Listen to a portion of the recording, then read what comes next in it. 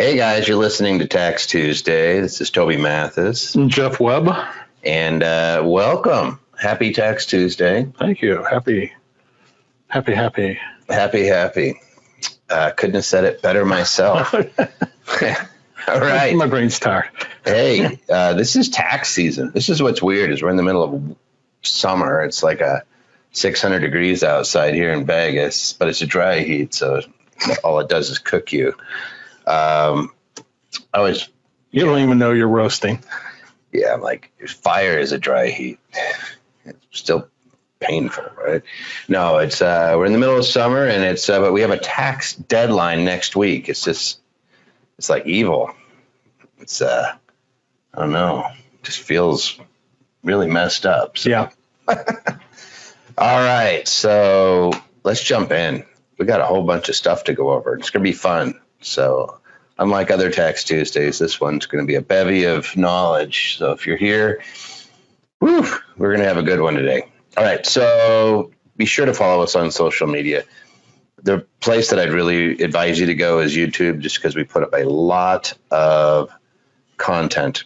The other thing to make sure that you know are all the fun rules we have here. We have 2 accountants on, 2 CPAs, and a bookkeeper. And 2 other folks, Patty and Susie, that will help point you in the right direction. So if you have lots of questions, we have professionals on right now. I don't know any place where you could do this, and especially not at the low cost of free. So if you have any questions that pop up, by all means, go into the question and answer field. And yes, we actually answer them off of those. You know, when you're corresponding with us, sometimes we'll have a conversation with you. You'll be writing and we'll be talking, but we'll have a conversation. We'll ask for some clarification. Also, that little Tax Tuesday, this guy right here, you can see it right there. You can send in emails and ask us questions that way too. That's where we pick our opening questions every time. In our opening questions today, what is the most tax efficient way for a 401k to Roth 401k conversion? How do I start a real estate business with income from our current businesses? Is it possible? How do I elect trader status? If you are an active investor investing for passive income, are FICA taxes ever required to be paid on income? How can I identify tax breaks at certain income levels? I 1031 exchanged a rental house from California to Nevada, quad-plex. How can I get LLC protection without any 1031 exchange consequences? It's a good question. What is the easiest or best accounting software to keep up with your business expense in order to get the best tax deduction? And then we got these are some deep ones here. My mom and her siblings quitclaimed my grandfather's house to me. Once I get a loan, I will pay them out of the proceeds tax-free at a price that was agreed upon. Being that technically I didn't buy it from them with the purchase and sale agreement, how would depreciation work on this house?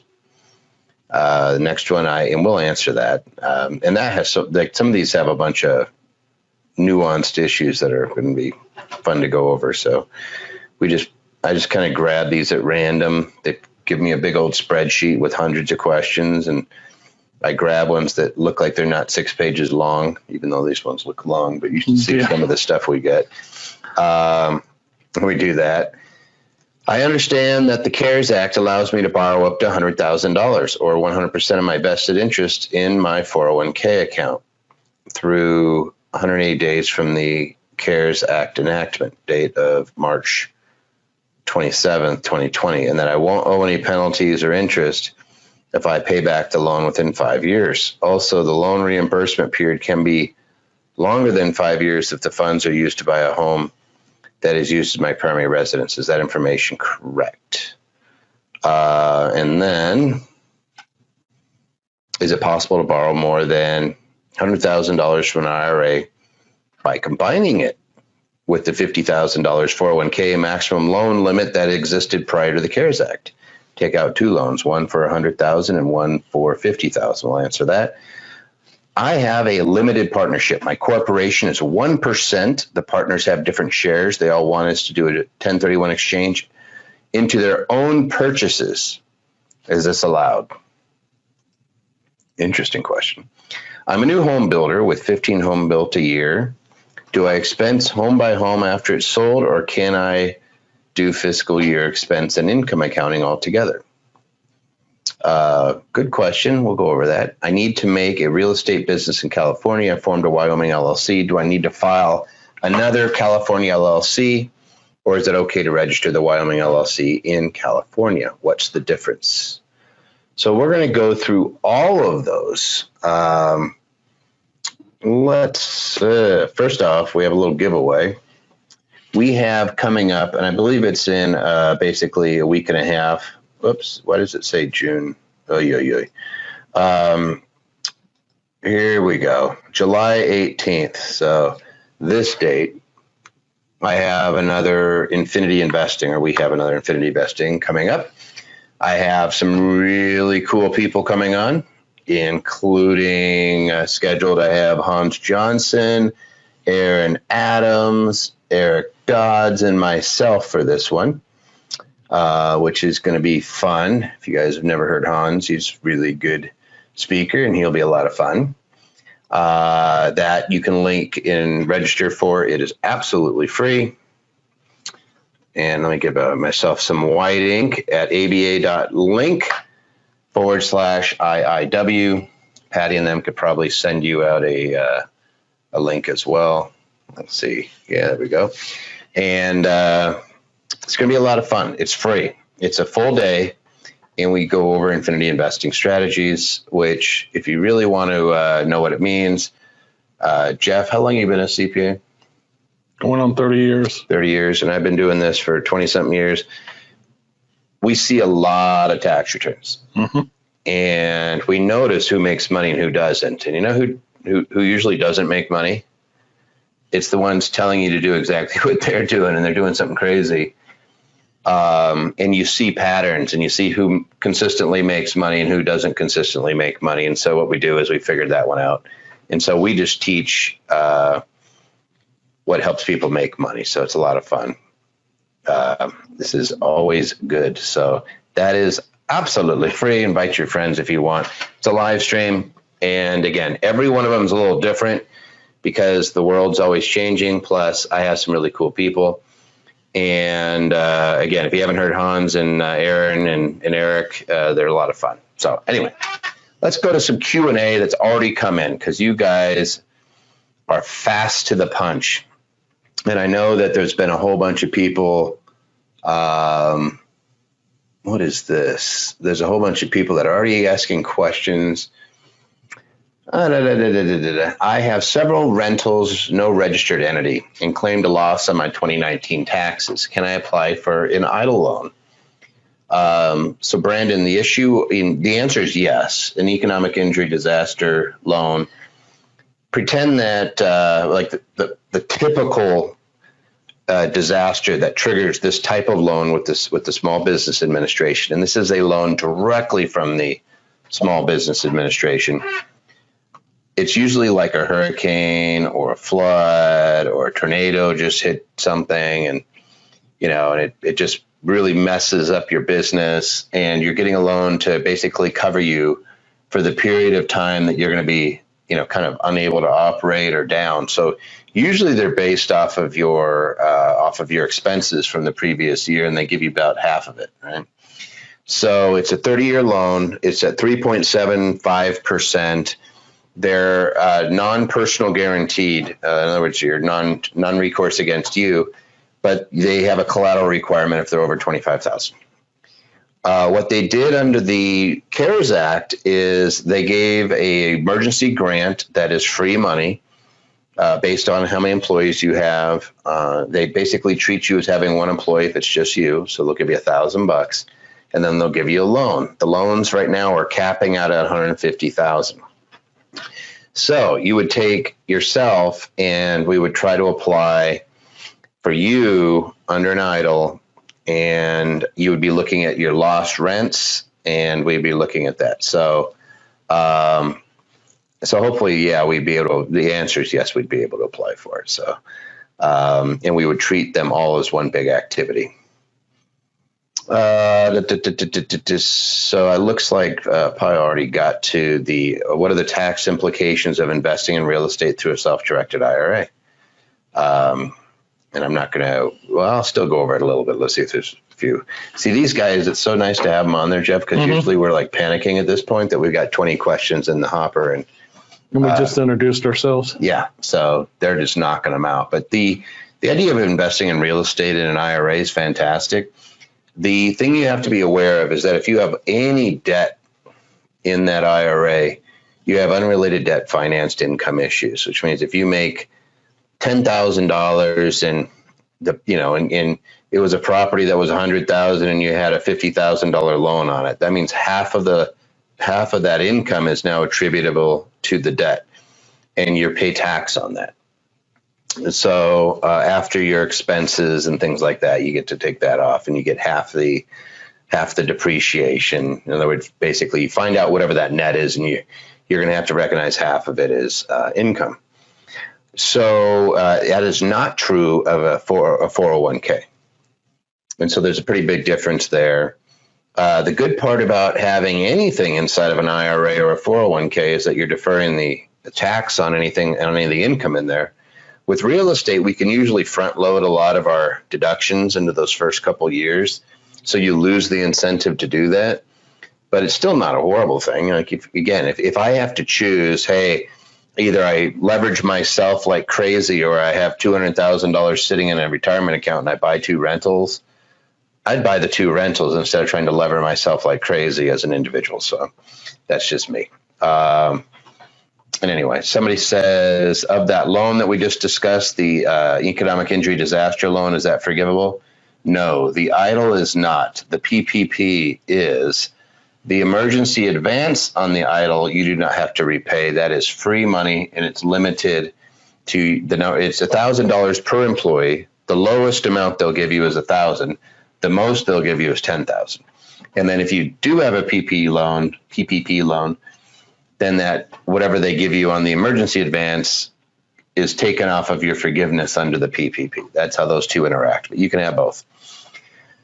Let's jump into the questions, just because I know what I'll do is I'll be answering the questions that people are asking online, and I'll forget that we have questions written down. Right? What is the most tax efficient way basically to convert a 401k to a Roth 401k? As far as tax efficient, you don't have to convert the entire amount in 1 year. I see people do that. I've seen people convert $1 million in 1 year and take a huge tax hit because of that. Mm-hmm. Whereas if they had taken it in smaller chunks, they could have kept their taxes much lower in those years. Mm-hmm. The problem with converting a 401k to a Roth 401k is you're either going to have to work with your plan administrator to do that, or if it's a self-directed 401k, you're going to have to work with a custodian to get that Roth 401k account set up and established. Mm-hmm. Here's the thing. From a tax standpoint, the difference between these two is I get a tax deduction for putting money in a 401k, and I pay tax when it comes out. On a Roth, I don't get a tax deduction for putting it in, but I don't pay tax when it comes out, whether it's a Roth 401k or a Roth IRA. The biggest difference is Roth IRAs phase out on income and Roth 401ks don't. I don't think you have a conversion limit. You could always convert something. Oh, yeah. But here's the thing. It almost never makes mathematical sense to convert at a higher tax bracket. In other words, if I convert and I pay tax now, and let's say I'm in the 37% tax bracket, it's next to impossible for me to make up that big tax loss, that 37% loss of every dollar by the time I retire, to make the math work out to where I'm better off. So when I do the calculators, and I actually have a calculator that I use to see whether or not it's better to do a IRA or a 401k versus a Roth, or even doing an IUL, a non-qualified plan. If you are in a higher tax bracket, take the deduction always. because chances are you're going to be in a lower tax bracket when you retire. And if that's you, a traditional IRA or 401k is better. When a Roth is better is when you're younger and you have more time to let it cook and simmer and grow, and you're in a lower tax bracket, and you're either going to be in the same or greater tax bracket when you retire.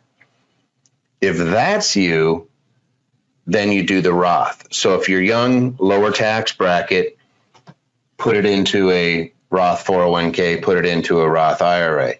If you're in a higher tax bracket, do not convert. I see people do this all the time. It's like when they're in their 50s, and I'm like, you realize that you're never gonna make up that tax hit. It literally takes 25 to 30 years to absorb that tax hit. It's just not going to happen. Now, I got one other time that it makes sense to do the conversion. I've had a crappy year. My business has done terrible. I got that big net operating loss, not a capital loss, but a net operating loss. Right, but you're not in a high tax bracket at that. At that point, go ahead and do that conversion. Absolutely. I agree. All right. So here's the rule. But that still goes along with what you were saying. Yeah. Don't do it when you're high. If you're in an over, let's just say, I'll give you guys a bright line rule. If you're at 22% or higher, probably don't do it. If you're at 22% or lower, probably do it. It's worth getting a pencil out and doing the math to see.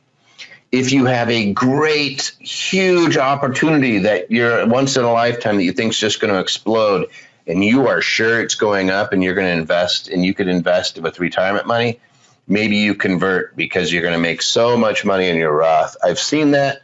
The PayPal guy did that. I think he made like millions and millions of dollars in his Roth. So say you're a senator and you've got inside information on a stock. You're not allowed to trade insider stock anymore. They were actually able to do that for years. That only stopped like 10 years ago. Ridiculous. All right. Q&A, we got lots of questions. You guys are typing a lot today. There's Sherry. Hey, Sherry, I know you have a phone call, so I'm going to call you after this. Can negative depreciation from a business offset W-2 income? So Leo. So depreciation, you wouldn't call it you wouldn't call it negative depreciation. What you would call it is depreciation that creates a loss, or depreciation when you have a loss. And can it offset W-2 income? It depends. Yeah. And it depends on whether it's an active trader business or whether you're passive. If you are passive, then no, which means I don't materially participate in the business, or it's real estate. There's some exceptions, real estate professional status, active participant in real estate. But in a business, typical business, then usually it's going to offset your other income. You have some rules. So if it's like an S-Corp, it's your loss is limited to your basis, whatever you put in there. Or if it's a C-Corp, you can't take it unless you dissolve the C-Corp, in which case you could write off up to $50,000, $100,000 if it's a married couple. Partnerships flow right on through. Yeah.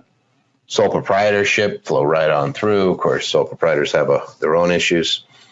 But generally, yes. And then if it creates a net operating loss, then Jeff's going to tell you how far can you carry that back. Not at all. Well, I'm sorry. With carriage, you can carry it back 5 years. Yeah, we just changed that. I know. I was giving you a softball. I was like loading you up.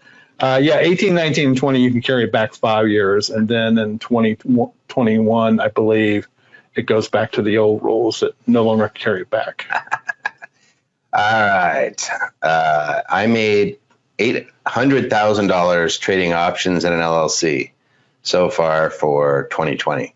Is it possible to be taxed as a corporation? Brian, you're not going to want to be taxed as a corporation if you made option money, because option money is considered capital gains. If it's realized option money, it'd probably be short term if you made it this year, and it's not subject to self-employment tax. That said, you still want to have a corporation in the mix, and usually it's going to be a partner in a partnership, the LLC being taxed as a partnership.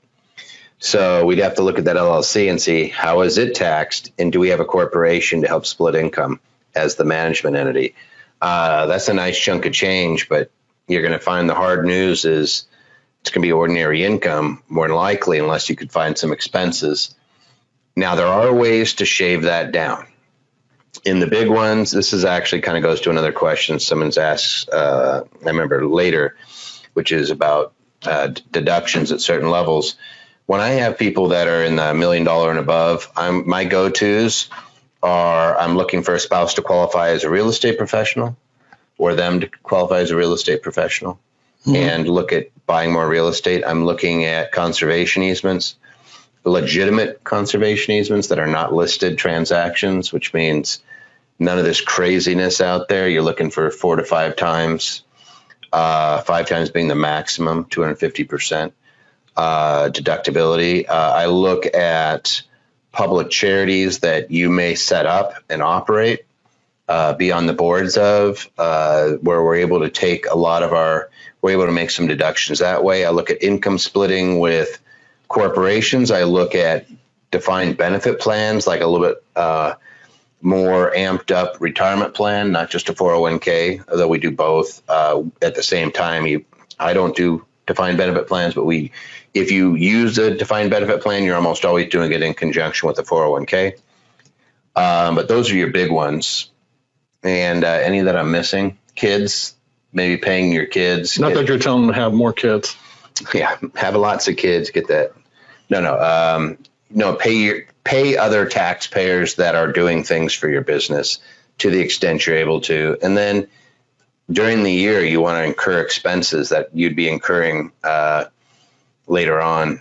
So you want to make sure, like if you were to incur them in the next year anyway, you may want to incur them before the end of the year. So just giving you a whole bunch of bevy of options. Next question. How do I start a real estate business with income from our current businesses? Is this possible? Typically, you're going to have to pull money out of those businesses and establish a new entity for the real estate. I'm assuming these are trades or businesses where they're actually doing some type of trade. So I don't know that I want to put real estate in that mix. Well, so you always have this weird thing where I want to start a real estate business. And do I blend it with my current business? Is there a way to do it? And the answer is going to be a big fat, it depends. And the reason it depends is how is your business taxed? What does your business do? And is there a way to treat it as one activity from a tax standpoint while separating out the liability of the two? And so let's say that in my case, let's say that I'm doing tax work and we have a firm and we decide to buy a building. We could still buy that building, same owners as the firm, and we could rent it to the firm, and the IRS lets us treat that as one activity. And that's one of the few cases where you can take real estate losses and offset the income from your active business. But I have a feeling that what these guys are asking is, how do I get money out of my business so I can start a real estate business? And then the issue there, again, is what type of business is it? Is it an S or a C-Corp? And or partnership or sole proprietorship. If it's S partnership, S corp partnership, or sole proprietor, you just take the money out. It's going to be taxed to you no matter what. C corp, you may want to make it your lender, and you might want to set up a separate business that's doing the real estate. Buying passive real estate's the best, in my opinion. And it's absolutely possible to do it. It's possible to do it. Very, like in some cases, get huge tax benefits. In other cases, you're just saying, hey, I want to keep it separate from me. So you could actually do it. Somebody said, from our previous question, for stock option trading, which tax status is better, C Corp or S Corp? What's the rationale for the same? For stocks and options trading, Adam, you're looking at capital gains. And actually, we have a question in here. Actually, it's the next question. It's the trader status one that's going to pop up here.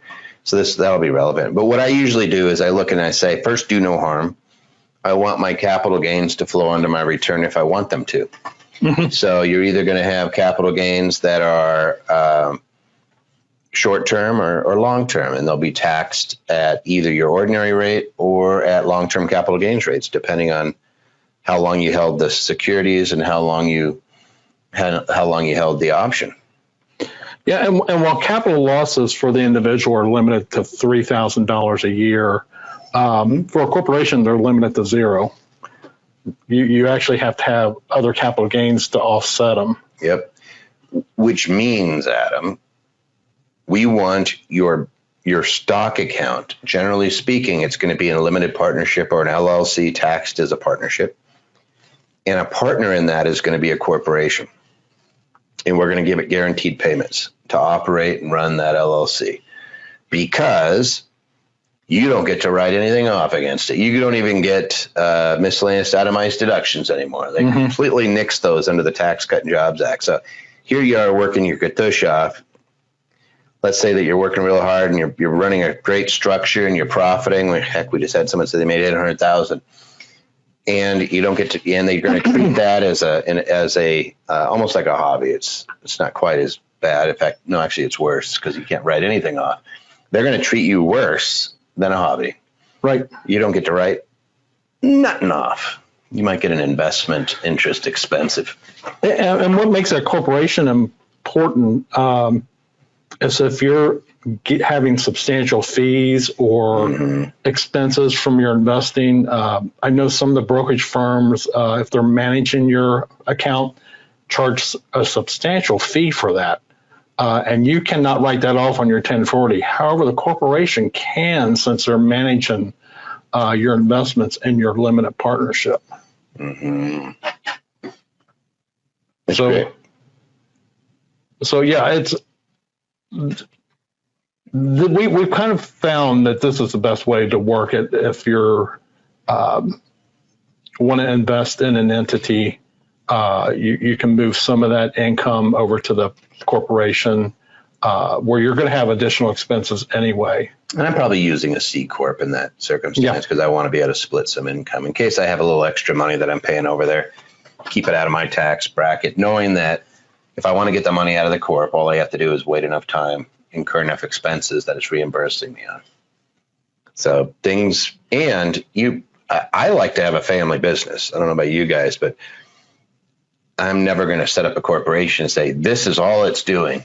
No, it's going to do lots of fun stuff. It's going to manage my accounts. It's going to look for investment opportunities. It's going to make sure that we are educated on all the new strategies, from everything from real estate to stocks to small business to management to legacy planning, you name it. Anything that will help you as a family and your business grow, you run it through there. And if your kids need better equipment to help that business, then they're working for that business. You don't have to pay them a salary, although it makes sense quite often to pay kids a salary, because you pay them $10,000 a year, it's tax free. It's going to be pretty much free money to them. So anyways, long question or long answer.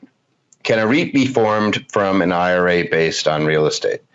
Technically, no. A REIT is a real estate investment trust, and it's set up to own real estate. It's subject to specific rules. You may be thinking, can I just own a real estate entity like an LLC inside of an IRA? And the answer is yes. But if you're doing a traditional publicly traded REIT or a real estate investment trust that has profit requirements, you wouldn't use an IRA. An IRA could own a piece of a REIT. Yeah, I was going to say that. But the IRA wouldn't be the actual entity. So I like REITs. Me personally, I wouldn't form one. So if somebody's asking me how I would form it, I would talk to a good securities lawyer if that's the route you're going, but it's going to be very, very expensive. We're talking probably close to 7 figures to get one off the ground. That's just my best guess. They're very expensive, and you have to distribute, I think it's 90% of the profits every year anyway. So for me, I'm probably not going to do it. But I don't mind buying them, and a really good one's Federal Realty Trust. It's been paying out increasing dividends on an annual basis for more than 50 years. And it's taken a little bit of a bloody nose with the real estate fears. And, that's a good one. It's a dividend king, and I like it, FRT. And I think it's around $88 or something like that right now. So. Yeah, it kind of tells you how complicated REITs are, in that their 1099s don't have to be issued until like May 15th. Oh, they're a dumpster fire from an accounting standpoint. Which is why you often see corrected 1099s from your broker. Somebody says, thoughts on going the Roth 401k route as insurance against future higher rates. Everybody's been saying that for decades. The government's going to raise rates. You know who they raise rates on? The wealthy? The wealthy. They're going to hit the wealthy eventually. And that Roth 401k, it depends on what your tax bracket is now. The Roth is going to be 0. So I get it. It's a great hedge. But if you're in a high tax bracket, I'm not willing to bet that my tax bracket's going to be higher than what I am in the prime of my earning. It's just not going to happen. Almost everybody, their income goes down in retirement. And the average tax bracket, I looked this up, about 2 months ago. So it was in some states, it was single digit. Average. So, and then you look at the median and it's probably closer to around 15%, which means the 50th percentile. So if you're average, your chances are you're going to be in a much lower tax bracket than you are right now. So let me jump onto this next one because I know you've been salivating to talk about trader status. You can go after this one. How do I elect trader status? You elect trader status simply by saying you're a trader. However, there's a second election that's far more important. Wait, you could just say I'm a trader. How you say I'm a trader. I know, isn't that crazy? And it really doesn't change anything. Someone just wrote it on their return. You're just like saying, hey, I'm a trader. What most people are actually talking about is the mark-to-market election, which allows you to recognize capital losses as ordinary losses with no limitation. However, there is what's the word you used, a bevy of cases throwing trader status out. Tons and tons. It is so easy to screw this up. Yeah, it's regular, frequent, continuous. If you have a W-2 job, chances are you're not going to qualify. Yep, saw that one. If you don't trade, at least they're saying you're safe at about 1,000 trades right now. Some people would say 700 trades a year. Like, you have to be really active, and you better make sure they're short term. If they sniff appreciation or long-term play, you're not a trader. And by long term, we don't mean a year. We mean days, weeks. Yeah. Well, they actually say daily swings. Right. So technically what they do is they look and they say, what's the average holding period? Or they'll divide them up saying, you held these ones for this long and then you held these ones. And if you go over 30 days. We had the one case where they told them they weren't a trader because their average holding period was around 30 days. Yeah, that's right, 32 days. Yep. And they said, nope. So the cases, it's like a minefield out there of why you're not a trader, which should just tell you, I don't really want to do it because I don't want to have to go explain it to a judge. Number two, when you make that mark-to-market election, I'm prejudiced as all get out on this one because in 99, the market was going crazy and then it just turned and face planted.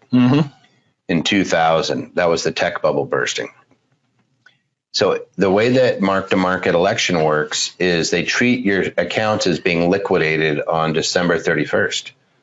So if you have positions, it's like you sold them all. Right. So we had Qualcomm. I still remember this like yesterday. It went up it was hundreds of dollars in those last couple months. And it just skyrocketed. And then it face planted the following in 3 months into 2000. And it was people couldn't sell it and pay their tax bill. And I said, why would you do that to yourself? You're creating fake rules and you're just punishing yourself. So I was just like, yeah, I don't think I'd ever do that. So I don't like people filing for trader status. I don't like mark-to-market election. I don't either. The reason people do mark-to-market election is so that the loss goes on to form 4797 and it becomes ordinary loss. Right. As opposed to capital loss, meaning, hey, if I lose my katush gambling in the stock market, then I can write it off. And I liken it to saying I'm a professional gambler. Be prepared to be scrutinized, and you better show that that's how you make your living. If that's not you, and I would hope that this is not you, most people don't make money consistently as traders. Most people I see, about 80% lose money doing active trading, like where they're trying to play the daily swings of the market. Yeah, you're really betting against the computers. Some people do well, but most do not. Yeah. So let's say that you do decide to make the mark-to-market election.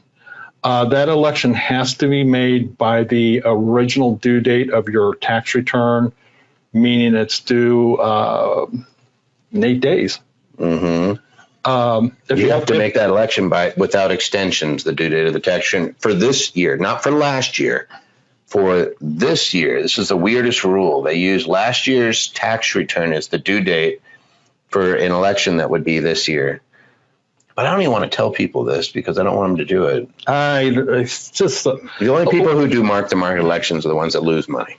And worse, we've had clients who have taken advantage of those capital losses, then had a really good year, and it hurt them bad because they had to pay ordinary tax rates on it, not the capital gains rates. Yep. And the easier route is just to structure it as a partnership LLC or an LP with the corporation as the manager, as the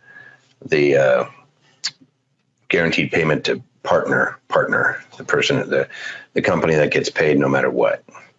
And that gives you a lot of opportunities to get some deductions, and that's the reason people make the trader status election anyway.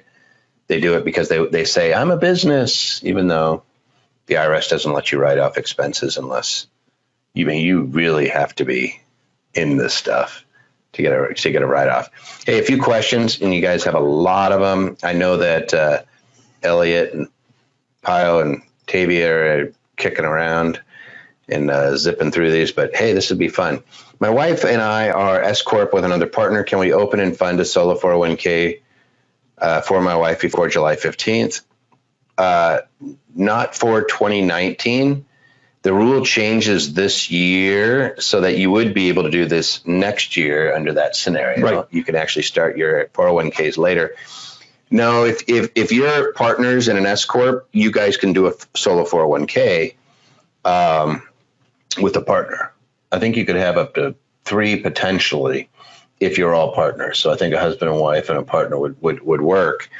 And if you couldn't, you would just open up a traditional 401k, but the solos are a little bit easier to operate as long as you don't have employees. And if you have employees, as long as they're under 30 hours a week, and I think you can put a 3-year vesting on it or something like that. So,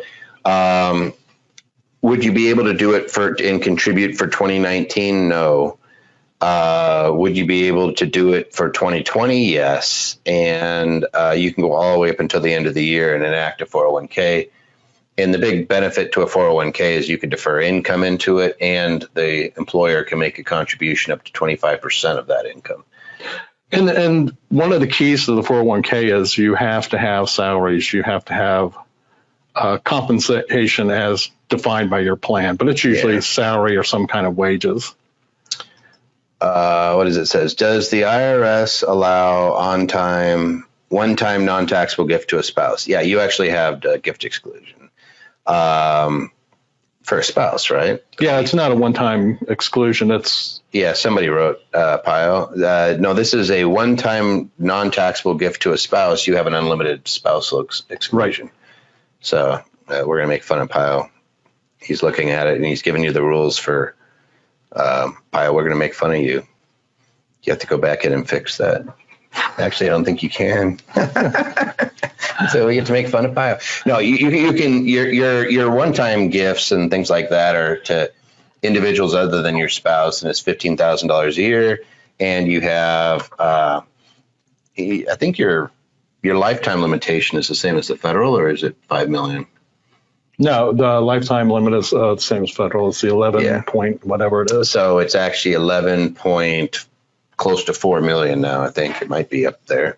I should actually look. I probably have a tax cheat sheet and glasses somewhere. I'm going to tell you exactly what it is.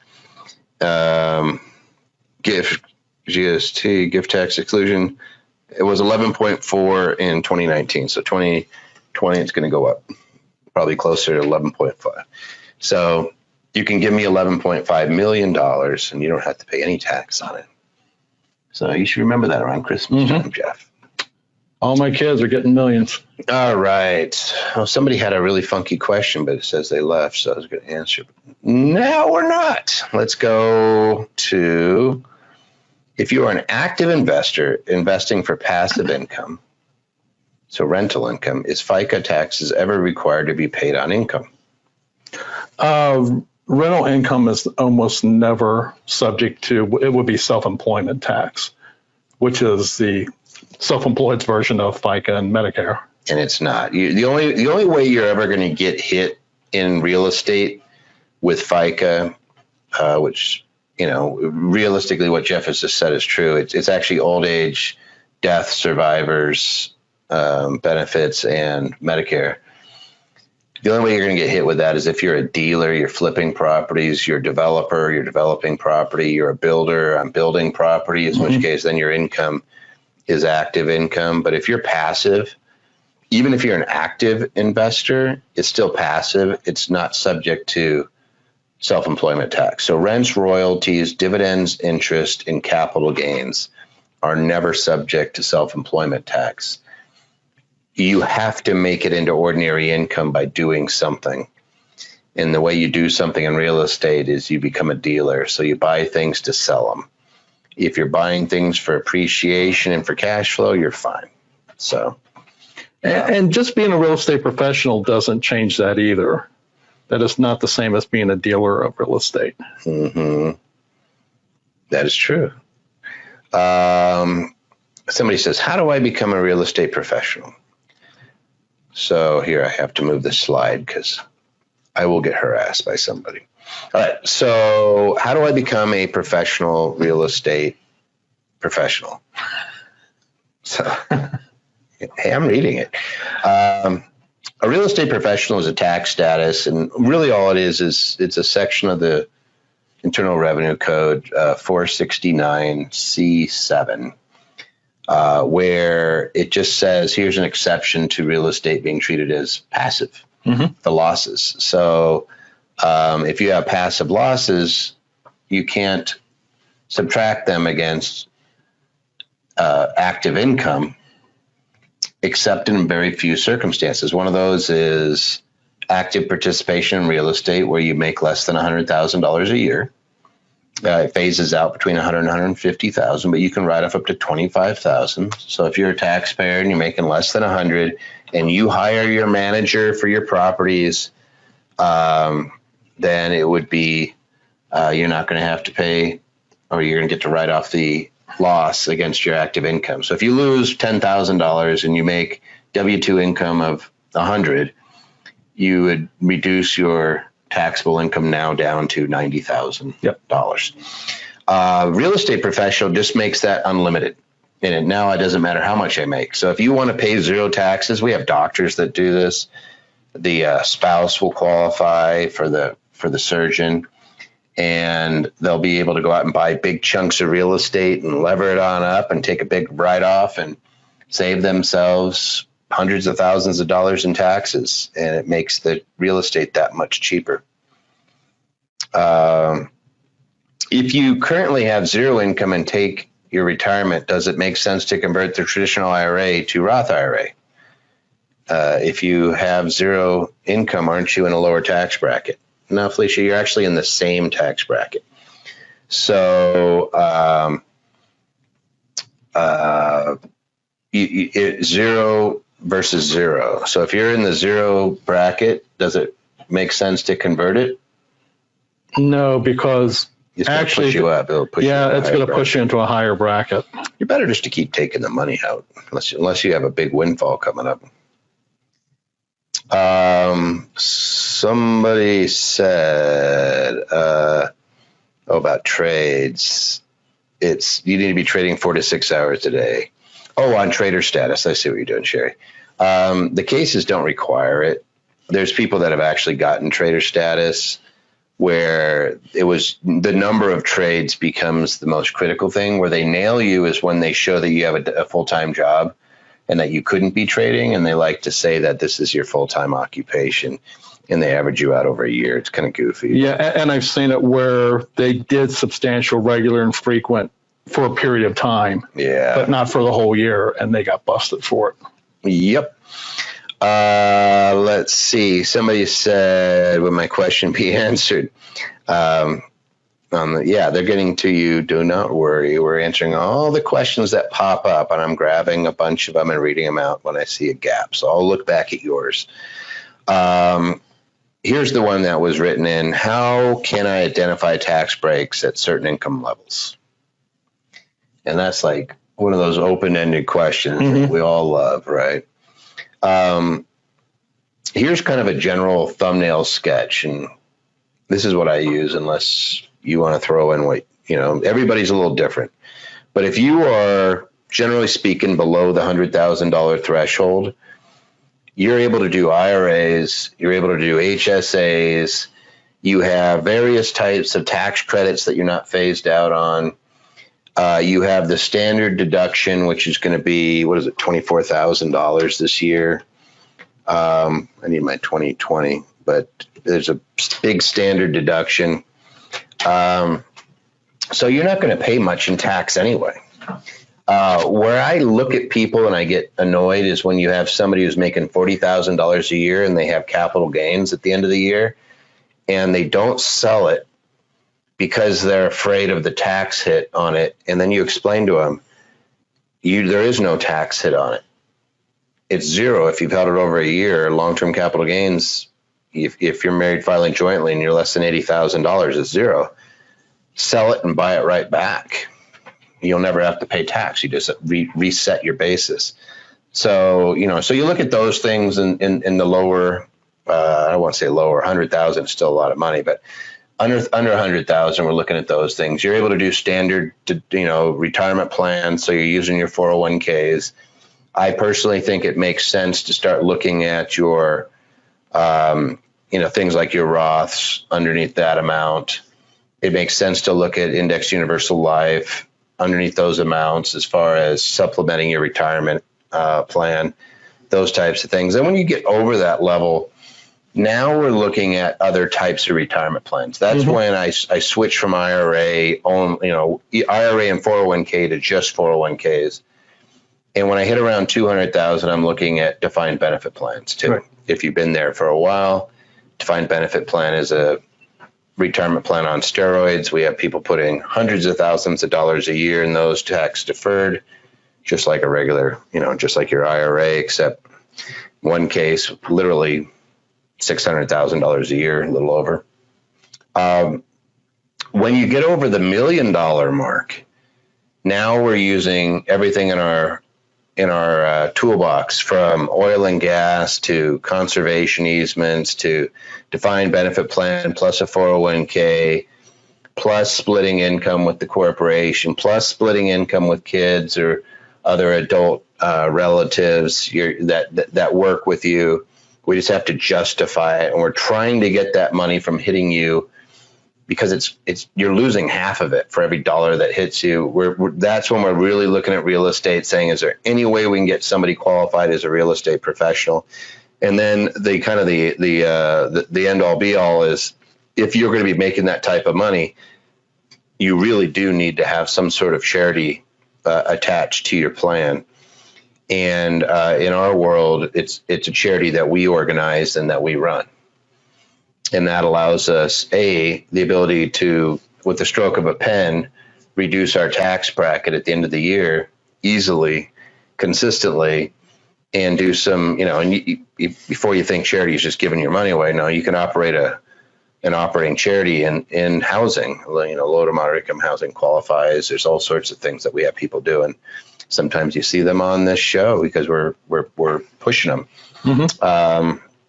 If you want to see some of the really cool charities that we work with that have been created from our clients, just go on to our podcast, and invariably I'm putting probably one on a month, but you could see some really cool stuff that they do. Let's see what else we got. Did you have anything you wanted to throw on there? No, I mean, we do run into, sometimes these tax breaks are going to be circumstantial based on what business you're in, Like my brother has a produce business, and is it time to upgrade equipment to take tax breaks for that? But you're going to see a number of things like that that are circumstantial depending on your circumstances. I guess that would make them circumstantial. Oh my goodness! Somebody says we have so many questions. No, I get what you're saying. I get preoccupied when I read all these questions that people are throwing out there. There's some really cool ones. What you're saying is absolutely true. Sometimes you're looking at purchasing something and you're front loading the purchase, because I may use the example. Really good example is us. Probably want to say 10 years ago, we purchased copy machines in one of the buildings, and I think we purchased 5 or 6 of them, and they were, the book value on those was over $1 million, and we leased them. What we had that that dollar lease. I forget the term of it now. I used to know it off the tip of my tongue, but when you have a paid on expiration of 10% or less, you could capitalize that. And all that meant is that you can write it off in the year that you acquire it, even though you didn't put the money down.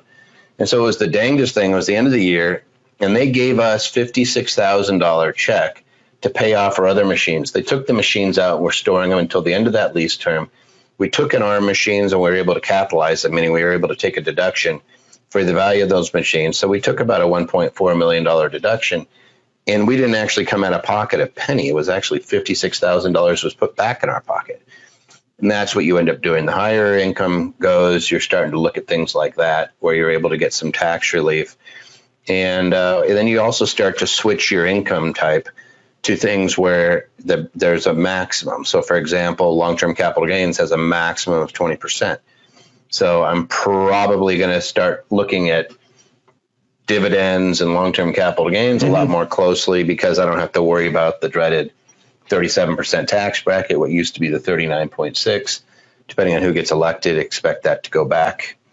Expect estate taxes to come back. Expect a whole bunch of stuff to come back, really regardless, because we just levered the heck out of ourselves with all these wonderful programs that we enacted to bail everybody out. Questions? Is it uncommon to, somebody already answered that. I had started an LLC last year with the intention of getting started with my real estate business. However, there were some changes in my main job that kept me from proceeding. Am I correct in presuming that I still need to file a tax return, even though I have no deductions?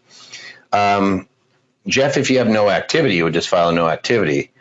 But if you have expenses, which you definitely do if you set up an LLC, you have its organizational expenses, startup expenses, the filing fees, and everything else, you would need to file that in the first year. Now, we have had some people opt not to file that return, but that was knowing that they were going to lose those expenses. Yeah. Why'd they do that? They would rather not file that initial return because there was only $1,000 or so of deductions. So they said, hey, it's not worth it. It's not worth it. Yeah. But then they would capitalize that, right? No, because what the code says about partnerships in general is if you have any income or expenses, you're supposed to file a return. So you're supposed to file a return. Yeah. If you have any expenses, file a return. You will make it easy. Unless there's a compelling reason to not have any expenses. Yeah. Attribute them to another entity. And IRS is not going to make you report expenses. Yeah. They're just going to say, hey, rather than file a return, hey, is it still possible to elect S status for 2019? Yes. You do a late election, and you end up writing across the top of the return pursuant to Rev Proc, I think 2015-30. Jeff would know this way better than I. So you actually write it. Is it on the 1120S? No, you actually have to put it on the 2553.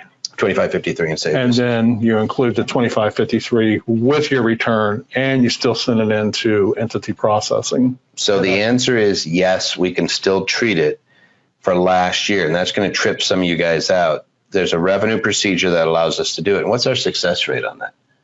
Pretty high. More often than not, there's something wrong with the form as a reason for rejecting it. So if somebody tried to do the 2553, it was rejected, or what? Yeah, they did the 2553. Maybe it was missing a signature, or the effective date was incorrect, or. And so when you do the rev proc, is it almost automatic, right? It's almost automatic. You do have to give a reason as to why you're filing late, but it's You blame it on the accountant. blame it on the accountant. We're good at being blamed. Somebody says, awesome. We love it when that's a good. Somebody said something about their 121 exclusion. You have to live in it 2 of the last 5 years as your primary residence, and then you don't have to pay tax on a portion of the capital gains on somebody's house. If you've lived in it, if you moved out 3 years ago, you're really not going to get any. Would you even get a partial? You wouldn't get anything, would you? If you moved out of 3 years ago? Yeah. So I lived in it for 2 years. Now I didn't live in it 2 of the last 5 years. I lived in it 1 of the last 5 years because I've rented it for 4 years now. I wouldn't get any of it. There is a partial exclusion if the move is job related, or some other circumstances that are extreme. That's if you're forced to sell and you didn't meet the 2 at a Correct. 5 test. But here we met our 2, but then we waited too long. We made it into a. Here's the thing. I'd go back and amend it. Here, return. You might. I would definitely go back and amend. Here's the thing. It's not bad to have investment properties, guys. You can 1031 exchange. And so what I would do is if you have it as a renter, you can actually do a 1031 exchange and a 121 on the same property. It twists people's heads because you lived in it for 2 years as your primary residence. Uh-huh. You rented it for 2 years. It is now a rental property that you lived in 2 of the last 5 years.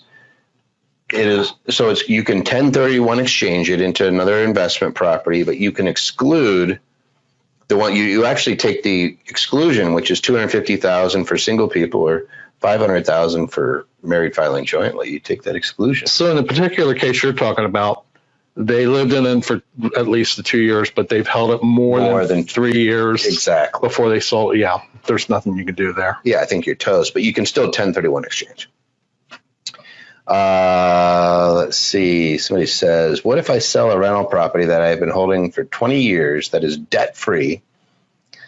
My annual income in 2019, $32,000 filed jointly. Did I hear you say I would not have to pay capital gains? So you don't on a portion of it. So capital gains still gets added into your tax bracket for determining where you land on the capital gains schedule. So you would get 50,000 of that if you sold it for $3 million. We'd have to figure out your basis and capital. Yeah, your basis is going to be very low. Yeah, so you would get 50,000 of it tax free. You'd get so maybe you want to sell a small interest. I could see this being something where they sell it to maybe a family member or something and start piecing it off, but. No, when you have that type of deal, if I'm selling that, I'm 1031 exchanging it into something else. Now, what usually happens, Julie, is somebody will be at the $32,000 level and they'll have a bunch of stock that's gone up. And the accountant will say, oh, if you sell it, you're going to have to pay tax on it. And I'm looking at him going, wait a second. If you have no real income, like in your situation, you could literally sell and generate, what would that be, $48,000 and not have any capital gains at all. Like it's capital gains, but it's at zero until you hit the $80,000 mark. Right. So it's huge. It's huge. All right. So let's see. 1031. I 1031 exchanged a rental house from California to a Nevada quad-plex. How can I get LLC protection without any 1031 exchange tax consequence? Want me to hit that one? Yeah, hit that one for the LLC protection. All right. So the way that 1031 exchange rules work is you have to go name to name. So if I own a piece of property in my name, I can sell it and I can buy any real estate of equal or greater value. And that just rolls my basis in the property I sold into the new property or properties. So, for example, I could sell here a rental house. And I could have bought a quad-plex, or I could have bought a mobile home park. I could have bought a storage unit. I could have bought 6 condos. I could have bought 3 other rental houses. I could have bought 1 rental house. I could have bought 1 condo.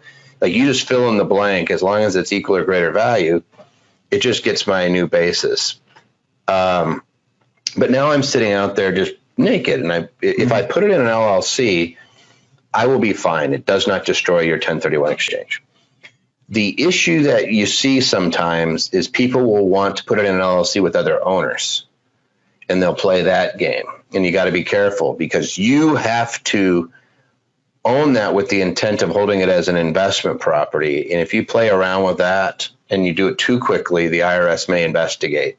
Yeah. But for the most part, if you sell a property, buy another property, there's something called a swap and drop. There's a drop and swap, and there's, and then there's buy and transfer into another property. There's buy and transfer it into an LLC. But as long as you are the beneficiary of that LLC, like it's your LLC, you are still the same beneficial owner.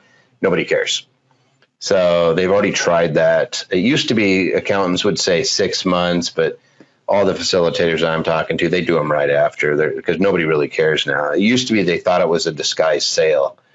So I'm going to 1031 exchange, and then I'm selling it on an installment sale to Jeff over here. So I'm transferring to the LLC, and Jeff bought that membership interest, and now I just disguised the sale, which even that it doesn't really have much of an effect. They just want to. So a little caveat. Since you 1031 a California property, California doesn't like when you 1031 outside of their state.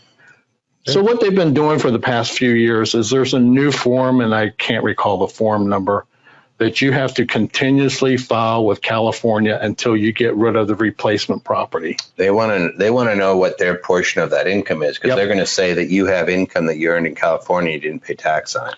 And if you exchange the Nevada partnership or property into another property, you still got to file the California form. Yeah, California's just wanting to get paid at some point. So that's all it is. Yeah, but it's a wonderful state with great beaches. I didn't say anything. Yeah, we all have the same thought. Nobody here likes the Board of Equalization. Their tax authority, bunch of vampires.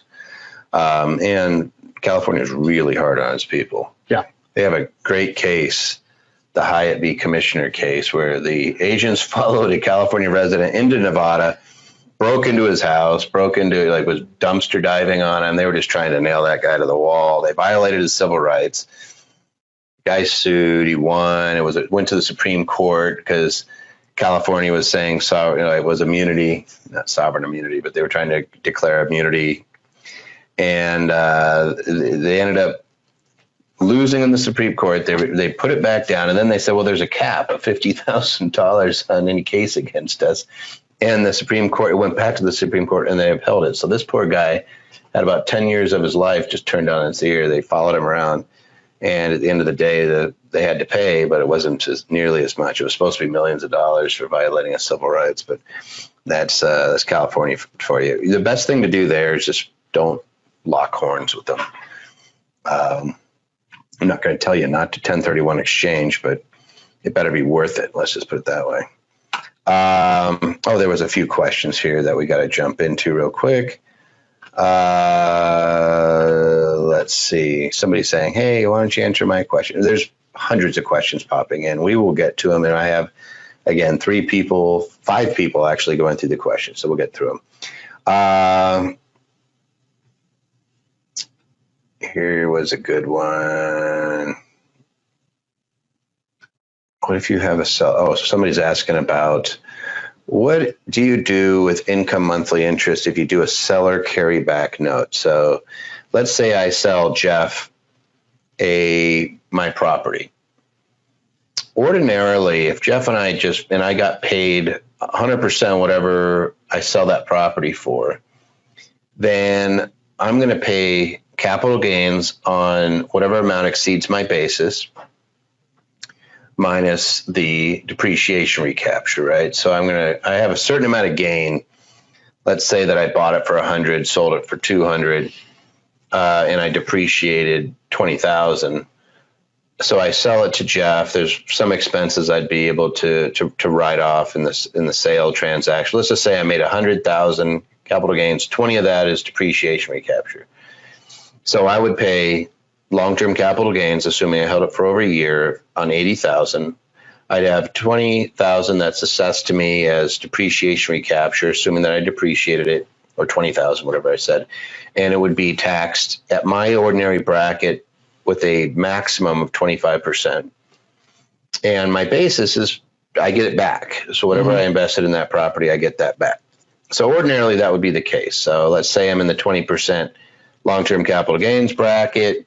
I would pay long-term capital gains of $16,000 or thereabouts on that. If I was in the highest bracket, I'd also pay the net investment income tax, which, by the way, if the Affordable Care Act goes away, everybody who paid that should be applying. You think so? I think that's going to make a mess. I find that hard to believe that would be overturned. I think it's. I mean, that part of it. But that was part of the Affordable Care Act. If they throw it out as being unconstitutional, anybody that paid a net investment income tax. Well, yeah, because the whole goal of that net investment tax was. They're saying, do you have to file a protective claim and stuff? Like, I think it's going to be really interesting. But anyway, that's an aside. There's $16,000 of tax. Now, let's say that I sell that same house to Jeff.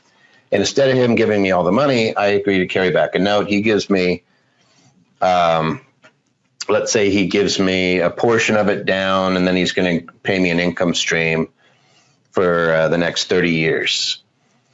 A portion of the money that I received would go to basis. A portion of it would be considered capital gains. A portion of it would be considered depreciation recapture, and a portion of it would be considered interest. And I would elect to do the installment sale on that. It's actually a form you file, and I don't have to pay tax until I actually receive the money, and then it's a formula. And I can't allocate most of it to basis, right? I have to spread it out over that 30 years. When in your first year of sale, you're going to calculate what your profit percentage is. Yep. And each payment will be, after you take the interest portion out, will be multiplied by that profit percentage.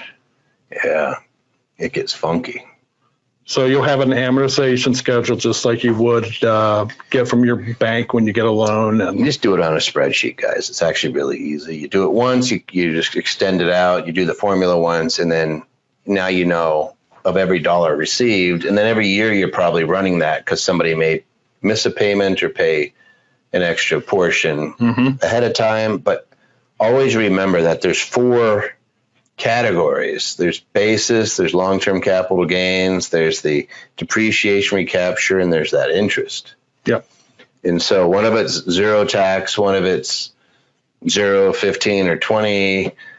One of it is maximum of 25, and the other one is your ordinary bracket. It's just like, so yeah, installment sales are cool, but what a pain. Somebody else had some cool questions. What is the definition of a real estate professional? You would ask that. We answer that probably about once every few episodes, right? It's 469C7, and all it is one spouse. Let's say you're married.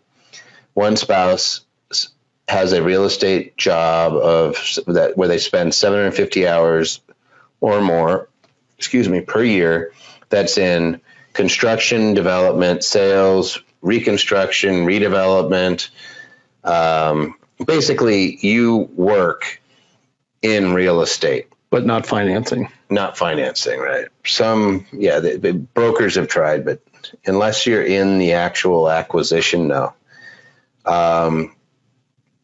So that's number one, and it has to be your number one use of your professional time. So if you're doing a job where you're spending 800 hours, you wouldn't be able to qualify, you personally, as the one that hit that 750 hours. So one spouse has to qualify. So usually what you see is spouse one's full-time job, spouse two is part-time at a max, and also a real estate professional. Sometimes they're in the real estate industry. You don't have to be licensed or anything like that. So that's step number one, is I am that 750 hours. Number two is both spouses materially participate. And technically it's on each piece of real estate you own, but you could group them as one, what do you call it? When you grab all the rental property. Activity. Yeah. So you're just grouping the activity. So you make a grouping election. and you're going to grab all your rental properties and treat them all as one activity. And there's 9 ways to qualify for material participation, but the easiest is 500 hours between you and your spouse, both of you added up together. So test number 1 is one spouse. Test number 2 is both spouses. And you just add all that fun stuff up. And and for the one spouse test, it has to be more than half of her time spent on all activities has to be in the real estate activities. Yep, that's why I said if they're doing something else and they spend 800 hours, then you wouldn't be able to if you spent 750 hours in real estate. Now, if they spent 800 hours as a part-time teacher, so let's say, I'll give you guys real scenario. Wife's a surgeon, husband's working as a teacher. Husband spends 1,000 hours a year as a teacher. Husband now needs to spend 1,001 hours on real estate to meet test hurdle number 1. Hurdle number 2, you're probably going to be okay. Yeah, you've probably already met those test number 2 by meeting test 1. Yeah, you probably did. And then if you own a business, like if you're worried, hey, what if I have a business and I have partners? If you're a greater than 5% shareholder of the business that's doing those activities, you count it towards you. So your time spent, like let's say that you're in a construction company and you're 25% owner, your time in that business counts towards your 750 hours and your material participation. No, your 750 hours. Your material participation is always on your property. So it has to be whatever you're doing.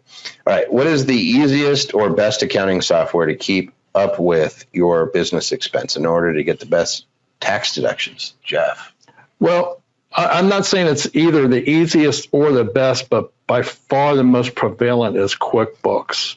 You're more likely to find accountants who know how to use it than if you're using Peachtree or JD Edwards or SAP or any of these others. All of the softwares are going to accomplish pretty much the same thing. QuickBooks has a lot of good qualities about it. Now, the crux is, do you want to be spending your time doing your own bookkeeping? And are you actually good at doing your own bookkeeping?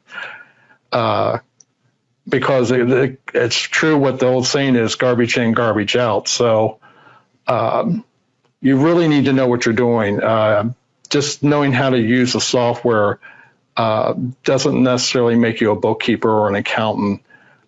You really need to know. You really need to have a gist of at least basic accounting. Yeah. So I'm going to give you when I first started, and boy, did I suck at books statement.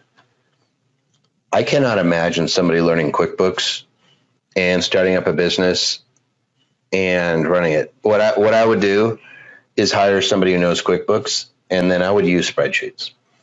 Mm-hmm. And I would just give them summaries, or I would just give them my bank statements, and then I would meet with them and say, what do you need to know? And usually with a chart of accounts, like a basic chart of accounts, how many, like if you're just looking at a profit and loss, you're talking what, 20 different categories maybe? For profit, for expenses, yeah. Yeah, so like it's not a huge amount, and you would just track those, and you'd go through your bank statements and make sure that the bookkeeper usually just has to learn how you spend money and what is it on. And like if you make it easy for them, is you have a business account and you have a business credit card, and then whenever you do something personally, like you make sure that you note it in case you use that credit card and you say, oops, I just hit a personal expense, or let's say that you did a business expense, you need to be reimbursed. Then you would just tell them, hey, you just put it on a little expense report. It's the easiest thing to do. Put it on a spreadsheet. Say, here's the expenses that I incurred. Keep a track of the receipt. I don't care. It could be on your phone. It could be a picture. It could be something you just type in there and you say, hey, I got the receipts in my box somewhere. As long as you have some backup somewhere, the accountants are going to be fine with you. And then let them do the QuickBooks. It's not worth it for you to be paying for QuickBooks. It's not cheap. Mm-hmm. And to try to learn how to use it. It's just not a good use of people's time. So that's me. I was, somebody says, is there any reason you folks don't have an automated P&L or just fill it in each year? Maybe I have a spreadsheet. Yeah, no, we do that, Andy. That's actually what I would suggest most people do. We have a virtual bookkeeping service, and that's exactly what it is you just send it in. we put it on a Google sheet and you fill it in. And if you have a question, you just say question, ask my accountant, you just put it in there and say, so we can go back and make sure that it's not done. And it's a little bit easier and it saves you a lot of time. I know you're probably, trust me, I think that we learned probably on some of you guys that we don't want everybody having to do QuickBooks. It's just such a pain. And they keep making it so easy to use. Somebody's asking, can you, by the way, somebody's asking, I should go to this next slide. Somebody's asking, can you 1031 exchange a residence? Yeah, the same property. You can actually 1031 and 121 the same piece of property. You just have to make sure that for the 121 exclusion is your capital gains only, capital gains exclusion. It's not for depreciation recapture, but it's for personal property that you used as a primary residence. The 1031 exchange is for investment property. So if I want the capital gains exclusion, I just had to live in it 2 of the last 5 years as my personal residence, primary residence. It does not mean I lived in it the last 2 years. It's 2 of the last 5. So technically, like let's say I had this happen in San Francisco. Somebody bought a house for $500,000. It was worth $2 million, and they were going to sell it. And they were looking at the tax bill on that as being over 300 and some thousand. And they said, is there anything I can do about it? And I said, yeah, move out of it, rent it to a friend or something for 6 months, and then 1031 exchange it. And we were able to avoid the tax in the entirety, roll that into other properties. And yeah, you can actually move back into that property. Said, don't do it for 6 months, like give yourself a period of time. But would you do that for 300,000? Yeah, I'd probably do it for 300,000, where I'd say, you know what, I'll live in a different property for a while. Maybe I'll rent a house and just do it and make sure that I'm crossing my T's and dotting my I's. Now, technically, there's no requirement that there's no technical requirement that you rent your house. You just try to rent your house at a fair market, but I would say put a renter in there. There's no time frame, but I would say 6 months is so you never have issues, and then just make sure that you just rent a property for a few months and just look at it as an extended vacation for $300,000. I'll take that action. You can make $1,000 a day in tax savings. I think I would do it. If somebody walked up to you and said, Jeff, I'll pay you $1,000 a day to rent a house, would you go do it? I'd say, see ya. Yeah. My mom and her siblings quitclaimed my grandfather's house to me. Once I get a loan, I'll pay them out of the proceeds. Being that technically I didn't buy it from them with the purchase and sales agreement, how would how would depreciation work? So I just butchered that. I see what's going on here. Yeah, I'm not sure that I agree with the whole tax-free situation, because in my view, they are technically buying their This is a purchase. This is a purchase without a sale agreement. Right. And they agreed to a price. That's a sale. That's a sale. Right. Now, you're supposed to be in writing, but you have something here that where you agreed upon a price and now you're paying them on it. Because if you didn't agree on a price and now you're just gifting them money, they gifted you a house, you get their basis. You would depreciate your basis, their basis on the gift. At the very best, this would be 2 gifts. Yeah. A gift from the siblings to you, which they would need to file a gift tax return on. My mom and her siblings quitclaimed my grandfather's house. So it sounds like grandfather's house went to mom and her siblings. Mm-hmm. So on some I'm guessing she had an interest in it too. It's my mom and her siblings. So that would be grandfather's kids. Oh, gotcha. So grandfather's kids got it. Their basis would be the value of the home on grandfather's passing. That's their basis. That's where they would depreciate this. They give it to you with the understanding that you're going to pay them X. That's a purchase. Mm-hmm. Your basis for depreciation is whatever that purchase and sale agreement is. Right. And then you get a loan and you pay them back. The thing is the gain would be determined by their sale to you. I'm hoping that this is fair market value. Like hopefully it's pretty close to when your grandfather passed and that the house hasn't moved much. And I was going to say that there may not be much gain at all if the grandfather recently passed. Yeah. Because your mother and her siblings' basis is going to be fair market value at the time of death. Yeah, it's going to be really high. So this is great. And this could be you. This could be you. I mean, this could be good for you. So somebody's asking funny questions. Can I 1031 exchange on a property that was rented 5 years ago? Can I 1031 exchange on a property that was rented 5 years ago and now is my primary residence? So the answer is no, unless you make it into a investment property. If it's personal property, you can't 1031 exchange. So I think it's the same thing where you'd have to get out of it and then. So it currently has to be investment property to do the 1031. Mm-hmm. It doesn't matter what it was years ago. Doesn't matter. The only thing that we have to be careful of, Jennifer, is if the original property, if this property was a 1031 exchange. And I think you're okay. I think you're okay because you had at least 5 years. So usually you can't 1030. So if you make a 1031 exchange property your residence, your personal residence, you can't 121 for 5 years. So if you do what I just mentioned, you rent your property out, your personal house out to make it into an investment property and 1031 exchange it, your basis steps up, by the way, of that 121 amount. So you get a higher basis. So when you do sell it, if you ever do, it's great. But you just can't do a 121 exclusion on it for 5 years. Not that you'd want to, but that's the only downside. I hope I made that make somewhat sense. I'm thinking it clearly, but it's probably coming out as garbly good. Let's see. I understand that the CARES Act allows me to borrow up to $100,000 or 100% of my vested interest in my 401k account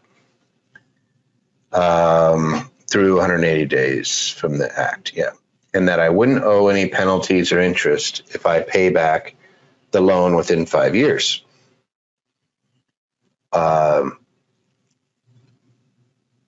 It's getting some weird stuff. Also, the loan repayment period can be longer than 5 years if the funds are used to buy a home that is used as my primary residence. Is that information correct? What say you, Jim? Okay, let's break this up a little bit. Now, you're correct that if you take a loan out and pay it back within 5 years from your 401k, you're not going to pay any penalty. Same with distributions. You're not going to pay a penalty at this time. Interest you will pay, but that will be interest you're paying back to your 401k plan that actually goes into your account. Mm-hmm. So this is the part. You're not going to have any penalties. What they're thinking of is, here, let me change the colors of something you can actually see.